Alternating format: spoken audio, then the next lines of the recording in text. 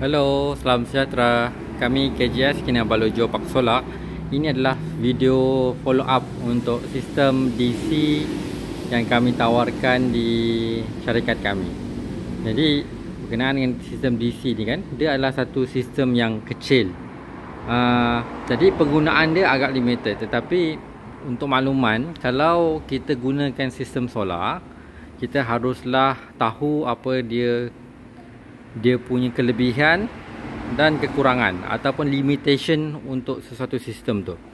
Contohnya, untuk sistem solar DC yang berkapasiti kecil, dia hasilkan tenaga yang sikit tapi jangka masa yang panjang.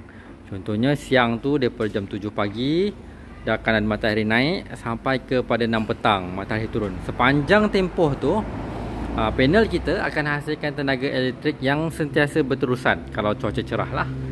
Jadi tenaga ni akan digunakan untuk charge kita punya bateri. Jadi bila saya sizingkan sistem tuan-tuan, panel dengan bateri, biasanya kalau tengah hari bateri akan penuh.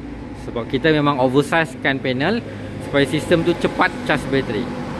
Jadi tenaga lebihan daripada panel tu apa kita nak buat?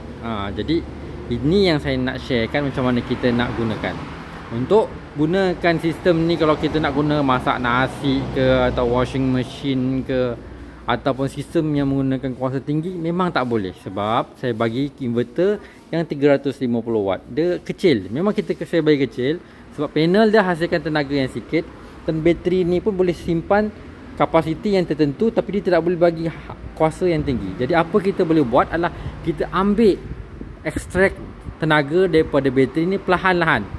Jadi apa yang kita boleh buat, kita gunakan dia untuk cas barang-barang kecil seperti cas telefon, cas laptop, cas lampu. Di sini saya ada beberapa contoh lah. Inilah lampu emergency light yang kita boleh pakai. Jadi emergency light ni contohnya kalau kita pasang, kita caskan dia, satu kali cas penuh, dia boleh digunakan sehingga 20 jam. Ada yang 12 jam, ada yang 20 jam dalam satu cas penuh. Maksudnya kita tak semestinya dalam satu rumah tu kita guna sistem lampu yang kita pasang direct. Mungkin ruang tamu satu, dapur satu lagi kawasan yang kita berkumpul. Tapi kawasan-kawasan yang jarang kita pergi dan sebagainya, tak perlu pasang lampu, kita pakai emergency light. Macam mana kita nak pakai emergency light ni? Kita kena caskan dia lah. Kita caskan dia. So kita boleh ada beberapa emergency light yang kita cas pada waktu siang. Jadi malam kita tidak akan kacau bateri kita. Bateri ni boleh guna benda-benda yang penting, contohnya untuk kipas dan TV dan sebagainya. Okey. So kita cas lampu. So di sini saya ada beberapa contoh lampu lah kita boleh pakai. Lampu-lampu ni semua kebanyakannya saya beli kat DIY. Dia agak murah, bateri dia ketahan. Jangka hayat dia macam 2 tahun, 3 tahun. Sebab dalam ni dia guna lithium ion bukan jenis yang lead acid. So dia dah agak tahan lah. Ni dah contoh-contoh bateri. So lampu tu kita ikut kita punya penggunaan. Okey. Dalam masa sama kita pun perlu guna untuk perkakasan elektrik yang menggunakan kuasa tinggi. Boleh, tapi kita jangan ambil direct daripada inverter. Apa kita boleh buat? Kita charge dia sistem dia. Contoh ni macam saya ada dekat sini sebagai contoh.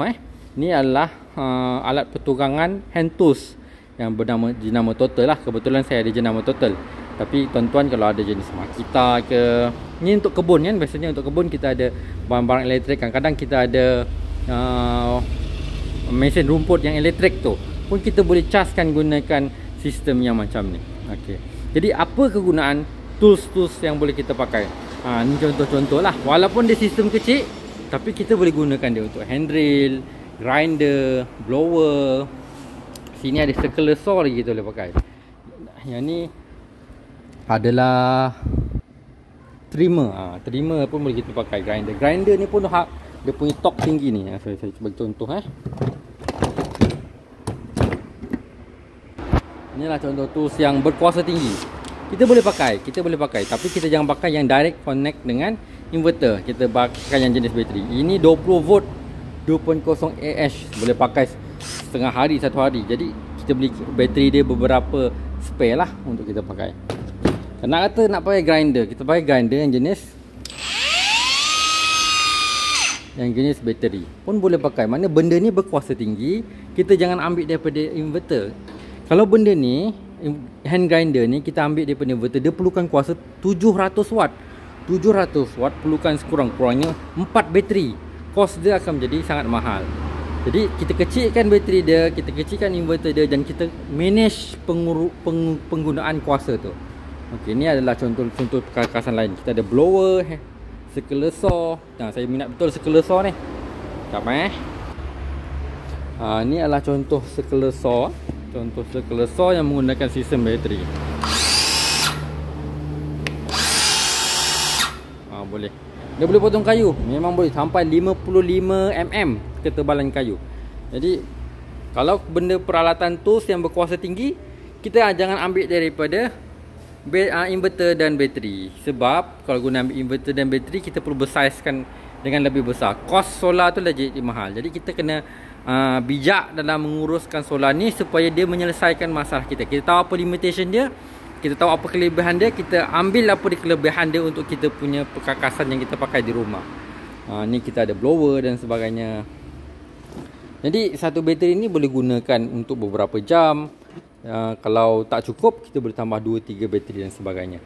Lampu, kita boleh gunakan lampu yang bersifat charging, emergency light. Kita boleh gunakan. Yang terpasang dengan sistem, pasangkan 3 atau 5 lampu cukup, sudah cukup. Jangan pasang terlampau banyak. Yang lain-lainnya adalah contoh TV dan kipas. Ini adalah peralatan yang susah kita nak dapatkan daripada sistem bateri. Jadi kita kena pasang direct kepada inverter.